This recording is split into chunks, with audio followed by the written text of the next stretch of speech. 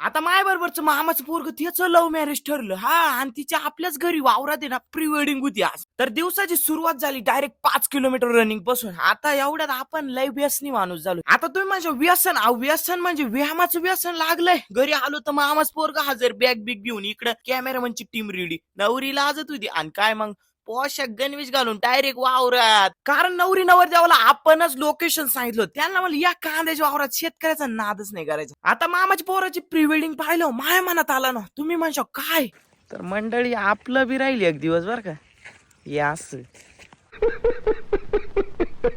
आता हे असं म्हणजे प्री वेडिंग म्हणतोय बरं का मी. आणि मग मस्त पैकी कांद्यामध्ये शूटिंग चालू, इकडं नवरी नवरदेव. मग सगळं नवरी नवरदेवाचं कांद्यातलं शूट उरकलं. तेवढ्यात नवरीनं आणले कांदे उपटून. म्हणलं बाई काका बोलतीन बरं. तर नवरी म्हणली मी भाजीसाठी चालवली. म्हणलं काय कांद्याची पात? म्हणे हो. म्हणलं एक नंबर बायको भेटली बो मामाच्या पोराला, एकदम सुगरण. आणि तेवढे जण आपली अक्काबाई आली, म्हणे माझी पण फोटो काढायचे. म्हणलं बाबू अक्काबाईचं फोटोशूट उरकलं, इकडं आपल्याला एक्सपिरियन्स नाहीये तरी सुद्धा सांगावं लागत असं चाला तसं चाला. कारण आता ट्रॅक्टर वरती शूट घ्यायचा होता. आपलं 5.5 लाखाचं हत्यार कसं आहे तुम्हाला माहिती ना. डायरेक्ट नवरी बसवली मस्त पैकी फोटो शूट. आणि त्यानंतर त्यांना म्हणलं आता आपल्या डाळिंबाच्या वावरात चला. अगं बाबो मस्त पैकी तिथं पोच सांगितल्या. एक नंबर प्री वेडिंग होती बरं का वावरात. आणि ही प्री वेडिंग माझ्या मित्रांनीच केली. पार रिझल्ट तुम्ही आता